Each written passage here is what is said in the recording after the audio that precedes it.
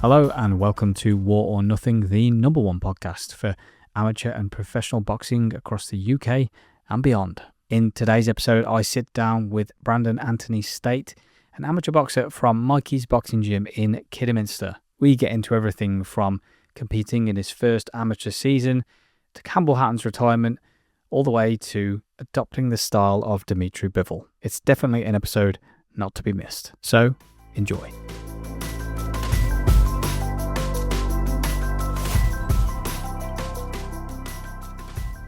Brandon, thanks so much for joining me. It's all right, my pleasure. For those that don't know, let's get into a bit about yourself, where we are, and what we're doing. So you are an amateur boxer who I met here at Mikey's Boxing Gym in Kidderminster. Indeed. What do you love about boxing? What brought you to boxing? I think, to be honest, at the start, it was probably just training because I was in a really bad state. And I remember leaving high school with nothing, no GCSEs, no qualifications, really struggling in life, diagnosed with depression.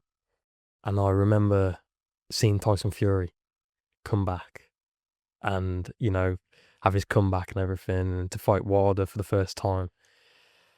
And I was like, if the world heavyweight champion in the world can go through what I've gone through and come out the other side and then be world heavyweight champion again, why can't I?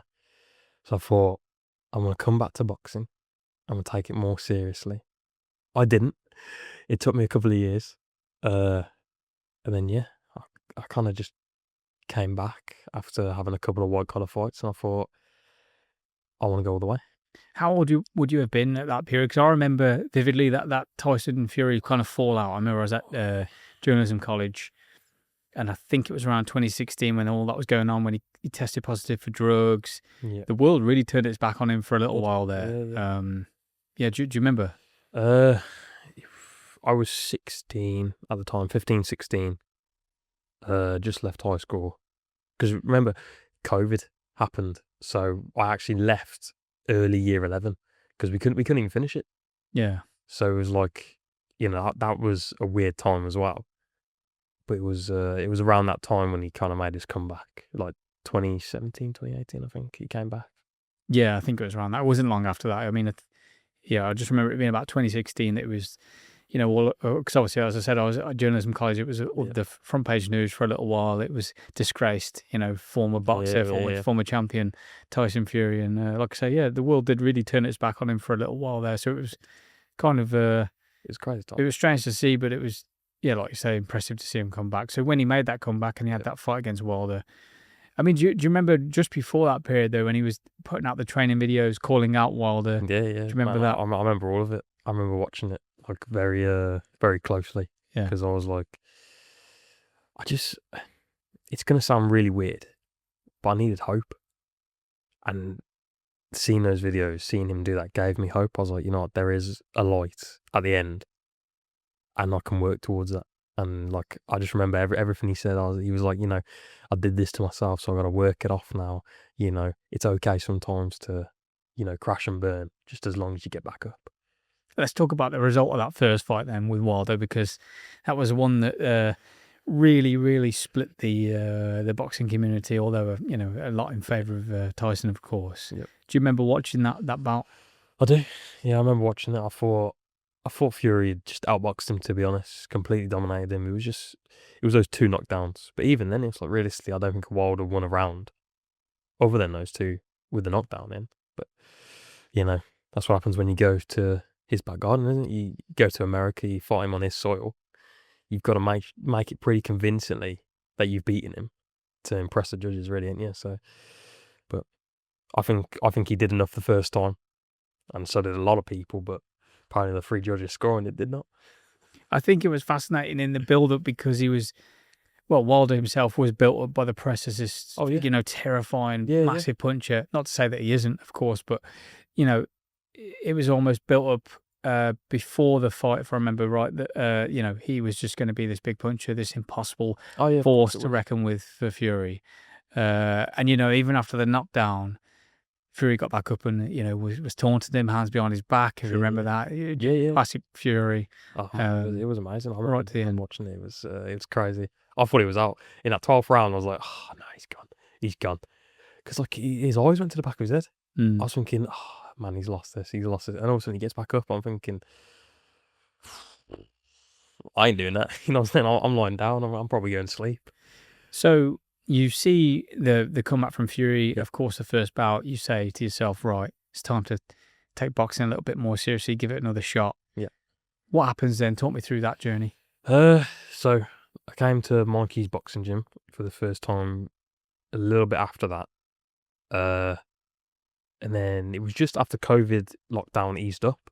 Came to the gym for the first time. I was still quite big at the time. Due to like drinking, eating, a lot of stuff like that.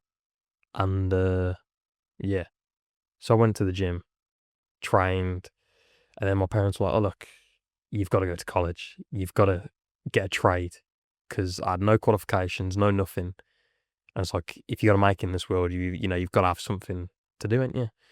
And so they were like, no, you've got to go do a trade. So I stopped boxing to go to college because I thought, I have to. And then I failed that, so I have nothing. And then I came back for a little while, and then my parents were like, hey, now you've got to work. So then I had to find a job. Luckily, there was one close to me, working in a factory. So I worked there, got fired within a month, found another job, and then I tore my ACL working. I was out for about a year after that. And then I remember while recovering from my ACL, I was going to the NHS, like PTs, like their own PTs and stuff for like personal training, like physio work. And I remember having a conversation with a guy and we were talking about boxing. And then it just snapped to me. I was like, I'm going to do it. I'm going to go back. I'm going to take boxing more seriously. And like at this point, I was really fat. Like I was massively fat. I was 135 kilos. And I was like, oh man, I've got to do something. Because I was like, I can barely walk around without, being out of breath. And so it was like, I've got to make a change. And so I did. Came back, started working out in the mornings just by myself. Because I didn't have any confidence at the time. Because I was like, big fat lad, no one wants to see that. I was quite embarrassed at the time. And then like with the whole depression and everything, it didn't help. Because I was thinking, no one wants to help me. No one wants, in a way, I just felt really sorry for myself. And I was online one day, and I saw this white collar fight, and I commented on it. And go, oh man, this is shit. And the organizer messaged me, go, oh look, if you think it's shit, how about you come and fight for us then? If you can do better. I was like, of course I can. And so all of a sudden, I've got a white collar fight that I've signed up for, and I start training for that. I lose 15 kilos in 10 weeks, and then I fight this guy down. Where was it now? Chichester way, down at the bottom of the country. Took the train there with my best friend. We travelled all the way down there. It was like a 9-hour journey because the train that we were supposed to get stopped running, and they didn't even notify us. So we turned up at Birmingham train station. We're like, oh yeah, we've got to get this train. He goes, that's not running. Of course it isn't. So now we're thinking... And this is just hours removed from the fight, yeah? Yeah. And so like we get there, we weigh in, and he goes, oh yeah, you're fighting. So we obviously get gloves on, get kitted up, go out there. I beat him up. And I'm thinking, oh shit, I can do this. Started trying a little bit more seriously. And then depression hit again, like a brick wall. Because I started to run out of money. I saved up obviously a little bit from working and obviously when I was injured. And then I started to run out of money. And so again, my parents were like, look, you've got to work. You've done nothing in life. You've got to work. And so I was like, okay. I said, just trust me. Just trust me. Believe in me this one time. I'm going to figure out a way to make this work. And they were like, okay.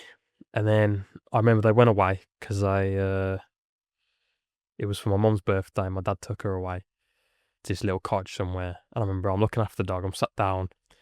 I've ballooned back up to about 120 here, you know.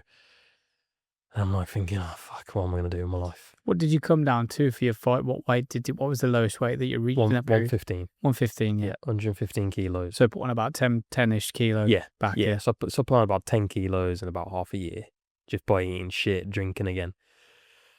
And I was like, fuck, I've got to, can I swear? Yeah, it's fine, yeah. And I was like, oh man, I've really got to do something. So like, obviously my parents were away. I was looking after my sister. I was like, all right, I've got to figure something out. And I remember I prayed. I was like, Lord, just give me something. And all of a sudden I'm laying down on the sofa. My phone rings. It's the promoter from the white collar fights going, look, we've got this fight in a couple of days' time, literally 2 days' time.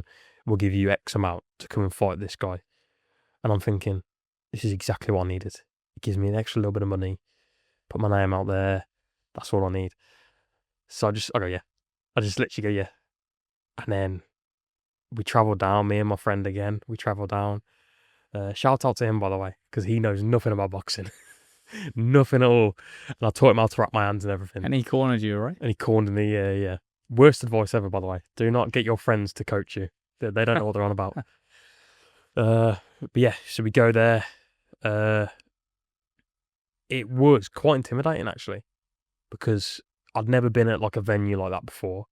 Never saw that amount of people before in my life. Like, I've never done anything like that. A bit more of a bigger promotion of a white collar event. Yeah. Is it? Yeah. Yeah. They've had some like misfits fighters go through them. Yeah. Stuff like that. So, I thought for me that's a pretty good platform to go onto. I lost. What do you expect? 2 days notice. I knew I was there to lose, but I thought if I could just show a good showing of myself, I'll be all right. But no, I lost. It's one of those things, but there's that thing in it where it's like, either when you lose, either you go, I'm done, you quit, or you learn from it. And for me, I learned from it.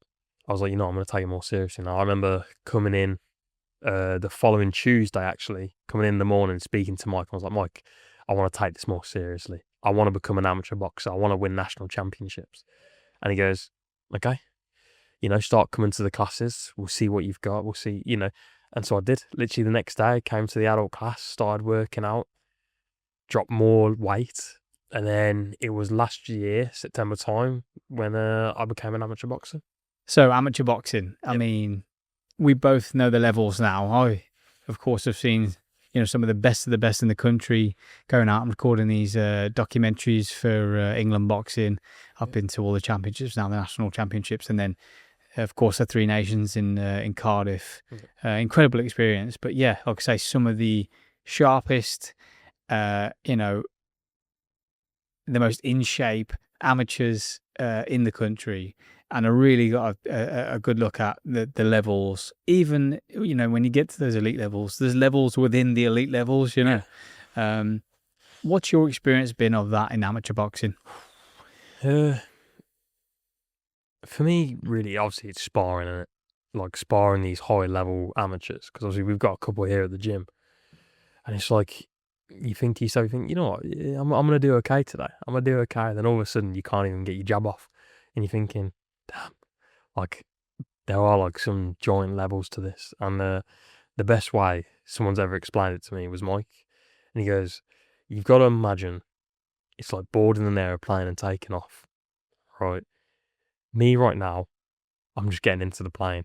Yeah, I'm getting ready to take off and go up into the sky. Where these guys they're going up. Yeah, they're trying to find that cruising altitude, right? And obviously, no matter what, even if I go up in the air, they're still going up. So no matter what, there will always be levels. Obviously, I can get to that level, but obviously it just takes time. And it was the best way someone explained it to me. Because before, it's always like, you do bad in sparring, and you think, oh man, what am I doing? What am I getting punched in the face for? And it's like, the way he explained it to me was like, it really, I really, I see it now as that. I see it as, I've got my boarding pass. I've just gone through security, all these medical checks that you got to do, get your amateur license, stuff like that. And now I'm ready. I'm ready to fly. And now we're just in the plane waiting for the pilot to take off. Do you think, I mean, in my experience, boxing is the most humbling sport, and in the best possible way, because, I mean, when I started, I thought, yeah, I can box. Really big bollocks, ain't you? I can box. It's no problem looking at people in the gym. But like you, when I first came in, I was very nervous. I wanted to train on my own. But I trained on my own in a way where I was just observing other people, Yep. probably for about an entire year. Do you know, I used to just sit there. I'd skip a lot, do a lot of footwork, ladder work, and then I would observe other people and how they moved and how they hit the bag and everything else that they did. And that was humbling in one respect, because it's like, oh, I can't move as well as so and so, I can't do that, not yet. And so it humbles you in the sense of, you look at it and think, okay, I'm not as good as I think I am, but I want to work towards that. And it's humbling in the other sense, in that you get people that come in, they think they know everything, they're cocky almost, and they want to jump straight to sparring, and then they really get humbled because they jump in with somebody, they try and stick it on, somebody who's been boxing for a while, and they find out in the worst possible way, really. And it's good for that, I think. I mean, have you seen that in the gym? Oh yeah. I've seen it from a fighter's perspective and a coaching perspective. It's like, as a fighter, you get some people come in there and they'll be like, oh yeah, I'm ready to spar. I want to spar you, or I want to spar you. And then you're thinking, no, mate, it's a bit too early. Let's learn the fundamentals first, and then we'll go in there together. It's like some people, they need that first sparring session where it's like, actually, there is levels to this game. Some people, man, they come in so cocky. It's like, sometimes you just have to hit them, and it's like, as a coach, because we'll get onto this now. You do you coach a lot of the lads here. You have started putting on the classes. You spend a lot of time with people, one-on-one time as well. As a coach, if somebody comes to you and says, I'm ready, I want to jump in and spar, but as a coach, they're not quite there yet. How do you sort of, approach that situation? Well, for me, if that does happen, if they're really like persuasive and they're like, look, I really want to spar and spar, that's all I want to do, I'll put them in there. But I'll put them there with someone their level. So then, it's an equal playing field. Sometimes you do need that experience, though, where you're in there with someone who's more experienced than you, just to get a feel of things, feel what it's like to maybe, get countered every time. Because, like, not everyone who's brand new is going to be able to do stuff that someone who's more experienced would be able to do. And obviously that is the case most of the time. Whereas, like, some people, they'll leave their hands down when they throw a punch. And sometimes you just need that person in there to catch them with a shot like that, to go, okay, I now know I need to put my hand up. It's like, I explain to a lot of the guys that come through and do like the adult classes and stuff. I say, look, we're working on a hypothetical right now. Yeah, everything we do, every pad session we do, every bag session, every like body sparring session, it's all hypothetical of, okay, this is the level we think you're at. We won't know what level you're at until I've seen you spar, because it's like, in my head, I'm thinking, okay, he could be this level, he could be this level, but then when he spars, actually, he's down here. So to me, I'm like, okay, but now we know where the baseline is. We know where the foundation is. We've built a nice foundation. Now we can build this magnificent house on top. Every good house needs a good foundation. Yeah, it's building one-on-one for you, that is.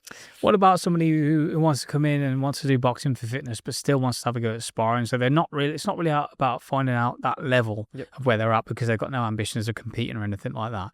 How would you approach that? Just have fun with it.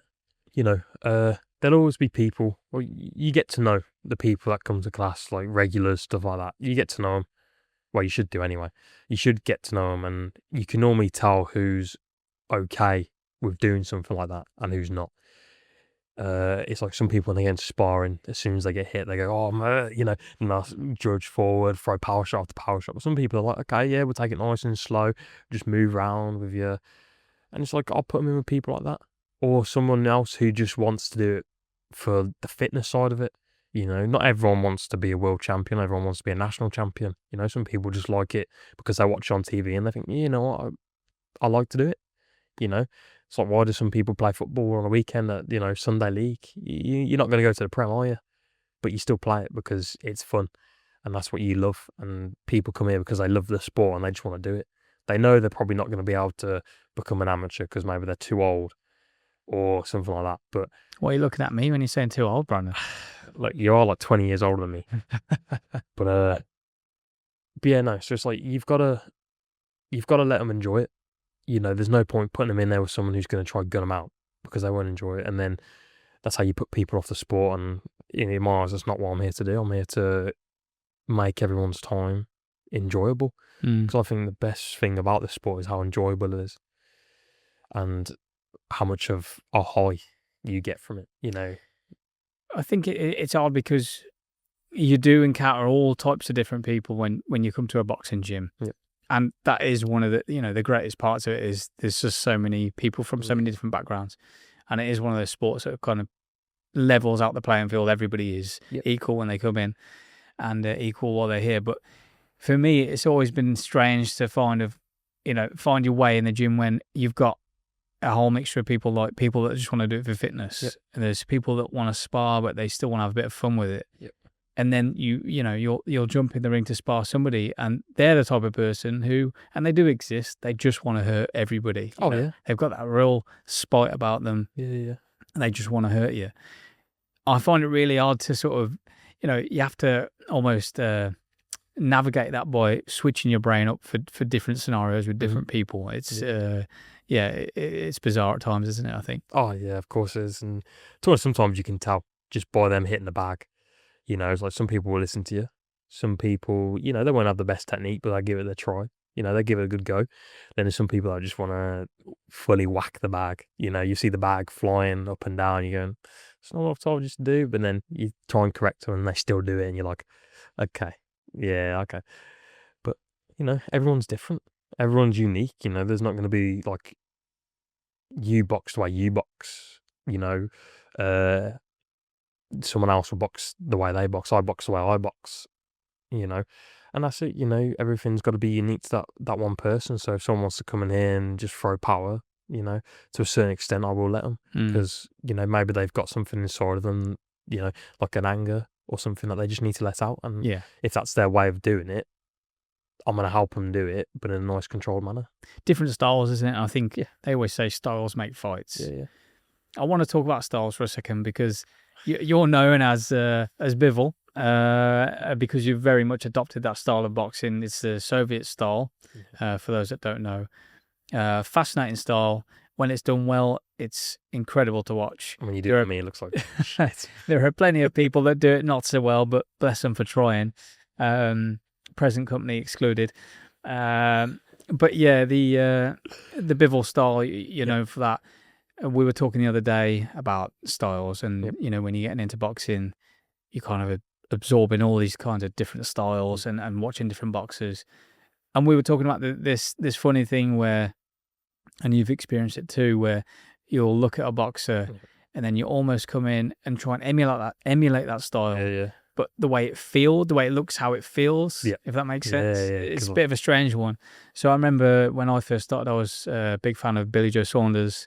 As a boxer, I think he's, you know, still, well, he's put on a bit of weight now. He's got moved up a few weight classes, but still a terrific boxer, I've no doubt. But at the time, you know, he's one of the sharpest, slickest, smoothest boxers that I ever saw. I remember that fight against David Lemieux. You know, the whole missing, and he adopted a bit of a Mayweather thing for that. I think, you know, making him miss, making him pay. But I used to love watching him box. He was very light on his toes, to the point where I think I even went out and bought the same boots. You know, the first Nike Macamores. I thought they were beautiful. I still wish we could get a pair of them now. But you know, wore the same boots, and it was this thing where I was watching him box, and then I'd come to the gym and like move the way I thought he was moving, and the way I thought it should feel to move like Billy Joe Saunders. You know, very light on my feet. Yeah. And, you know, I used to video myself and just watch it back. And there were elements of Billy Joe Saunders there, dare I say, certain things, the way I started to throw my jab and move off to the left. Saunders did that a lot. I guess that came from training with Tyson, because he does that a lot as well. Yep. Tyson Fury. But what was the thing for you? Who was the boxer for you? Was it Bivol when you first started and you watched, or was it the Furies? It's gonna sound basically, it's like there's a couple of boxers that I really idolize, and it's like I just can't take a little bit of everything from them. It's like I remember back at the old gym, I remember back then, like I am a massive fan of Mike Tyson, and obviously because I was quite big at the time, I used to watch his videos, because he was 5'10", 5'11" heavyweight. I was thinking, yeah, I'm 5'10", 5'11", and I'm fat, so I'm heavyweight. So I was trying to be like Mike Tyson. I was trying that peekaboo style, keeping a nice high guard, slipping in and out like that, rolling the shots, and then it kind of changed. Tyson Fury was a big element in my early kind of when I first started. So I was trying to be like him, kind of that jittery kind of style with your hands up, like showboating. And then it's just I just take a little bit from everyone. Bivol was a big thing. I remember coming in one week, and Mike basically goes, "Hey, so today we're gonna try and do this style where we're bouncing on our feet, doing the pendulum step." I was like, "Okay," did it that day, and I was like, it was a hard style to do. Come in the next day, he goes, "Hey, we're doing it again," because not everyone comes in every day, and I was like, "Okay, I'll do it again." And so I've done it again. Wednesday comes, he goes, "Yep, we're doing it again," because obviously more people come in. And so I did it again. I'm thinking, oh man, I'm tired of this now. I've got blisters on the bottom of my feet the size of my palm. I'm thinking, oh man, I'm done. Thursday comes along, I'm doing it again. And then Friday comes along and I'm doing it again. I'm thinking, oh man, I'm tired of this style now. I remember leaving on Friday night, a little bit like, oh man, I might take a day off. And I remember Mike comes running out and he goes, "Oh, by the way, my dad said that style really suited you. You were doing it really well. Your footwork was really, really good." And I thought, oh, Matt, because his dad's been fighting for probably longer than I've been alive. So it's to get that compliment of being tired at the end of the week, doing the bare minimum, and saying, yeah, he could do that. That could be his style. I'm thinking, what? Maybe I might do it. So I just started training it every day, until where now it's all I do is kind of, I'm bouncing in and out, very light on my feet, using my footwork, to get around the ring and to get around my opponents and stuff. And how has that progressed? I mean, because presumably you're still, training in that style, but probably not as frequently as you were when you first tried to adopt it. No, of course not. There's a saying in it where it's imitation of the greatest form of flattery. And it's for me, I kind of take a lot of things from a lot of people and kind of make it into my style. Because I know I'm not going to be able to do it as good as Bivol. I'm not going to be able to box the way Tyson does, because I'm not fucking 6'9", massive heavyweight. I'm not going to be able to do what Mike Tyson does, because I'm not Mike Tyson. Yeah, I've got to be me. And that's kind of something I've learned over the past year and a bit of training with the amateurs, is I've got to be the best me. It doesn't matter about everyone else. It doesn't matter about Bivol, Fury, Mike Tyson, any of these people. I have to be the best me. And so I've kind of found my style now, where it's kind of a hybrid of everything that I love from different fighters. And I've just put it into one, and made it my style, the Brandon style. And the Brandon style, I like that. And that's it. So what is next for Brandon then? Obviously you've got the coaching, and you're going to remain coaching, and hopefully work towards getting your level 1, level 2, and progressing up the ranks with England boxing. What is the hopes in terms of your boxing? Amateur wise, it's to win a national championship, and then to give a go going pro. I think I'd love to be able to say, I won an area title, be like the Midlands champ, something like that. I'd love to just have that belt somewhere in the house, go, I won that. It's whenever someone comes over, you go, oh, yeah. So, you always see those stories, don't you? People say oh yeah, I could have gone pro, I could have, been a world champion. I don't want to be that old guy in 30, 50 years when the grandkids come over to be like, oh, so, Dad was telling us you boxed or something. I'm like, yeah, I was all right. I would have been a world champion if my knee didn't go or something. But it's just that proof there, you know. If I win something, that's it. I'm in history. You know, my name gets written down saying he was the winner of this at this year, or you know, this length of time. That's that. I'm in the history books. You know, the name is in there. You can't take that from me.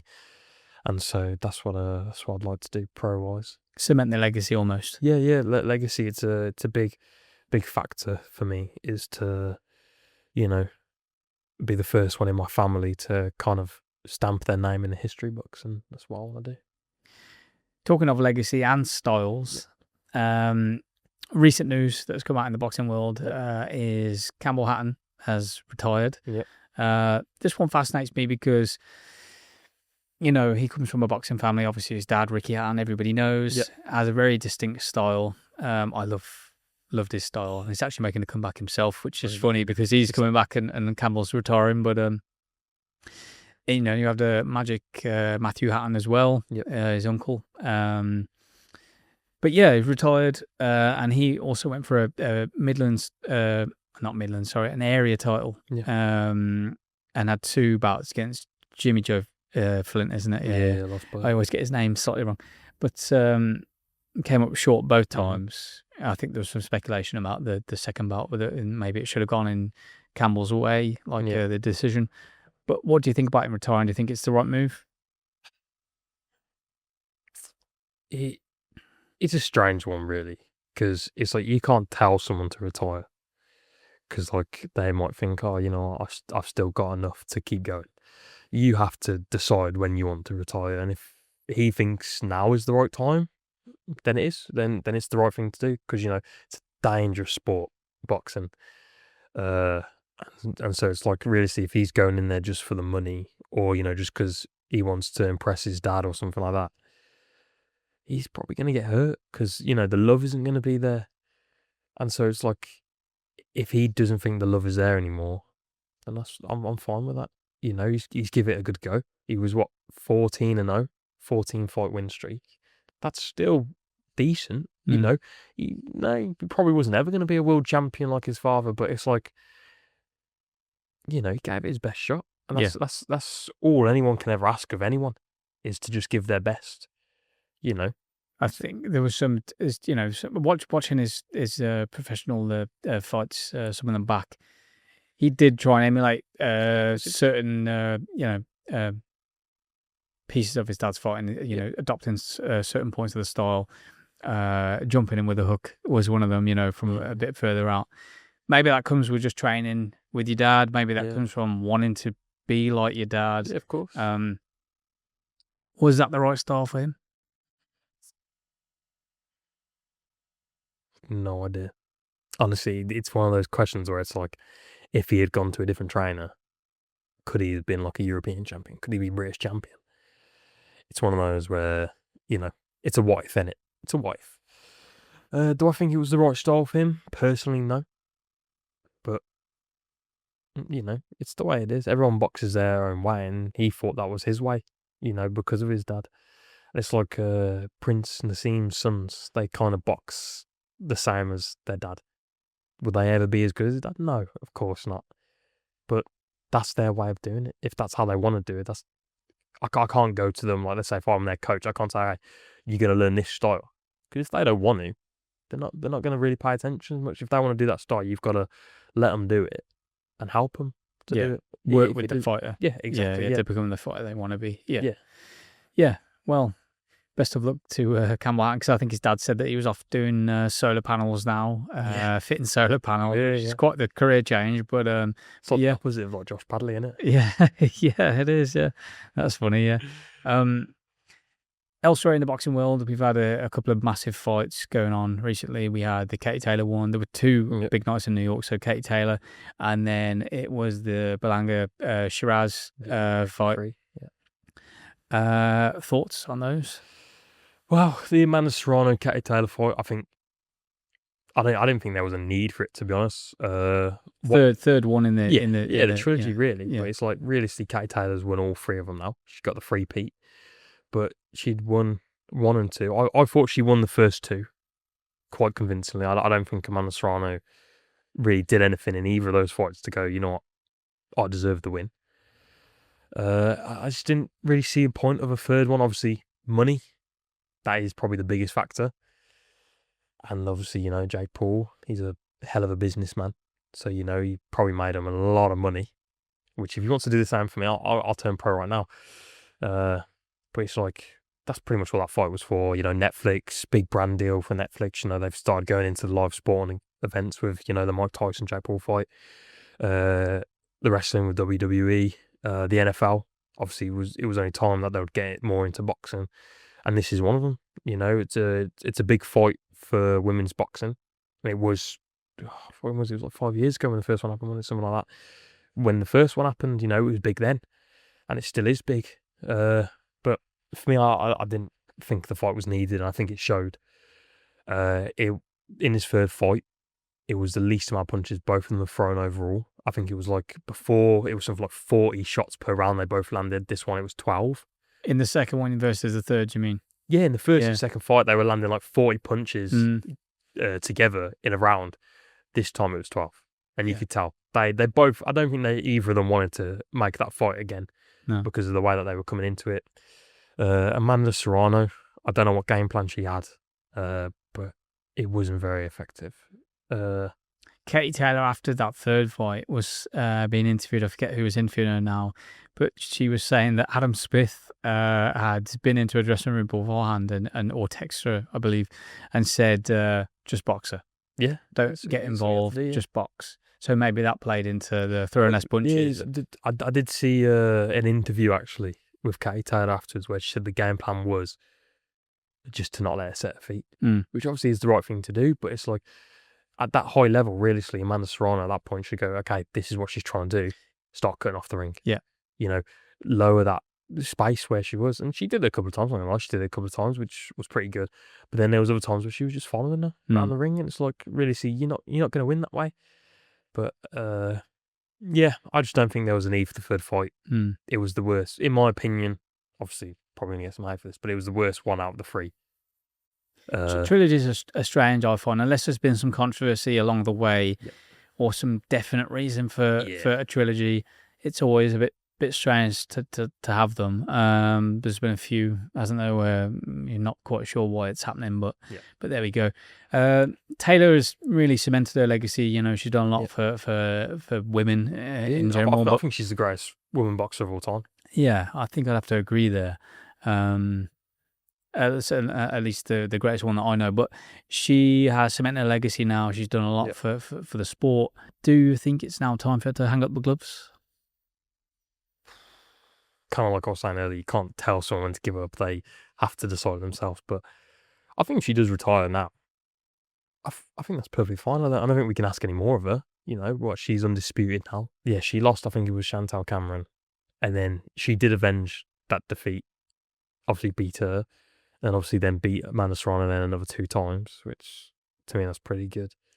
But if she wants to retire, I think she's earned it to go, you know what, I'm done. She's probably earned a lot of money, so I don't think she needs to fight for money anymore. But like, she probably has like a future in the sport outside of boxing, to be honest. Commentary, maybe coaching, maybe for like the Irish women, maybe coaching some of those. I think I'd like to see that. I mean, it's always difficult when you've got somebody who's made such an impact on the sport to imagine them walking away from the sport entirely and not doing anything around the sport. And I imagine as an athlete, if it's been your life... Can you? Huh? You probably can't, can you? No, exactly. And, if it's been your life, I imagine you can't. You don't know any other way of life. Exactly. Lots to look forward to anyway in the boxing world. Lots of exciting fights coming up. I'm looking forward to hopefully getting to another press... fight week for Matchroom with the upcoming Ryan Garner fight in Bournemouth. Hopefully can bring you some news back from that. But yeah, thanks so much for coming on, Brandon. And I'm sure it won't be the last time we have you on the podcast. But yeah, look forward to seeing what you do in the sport. And thank you. Thank you.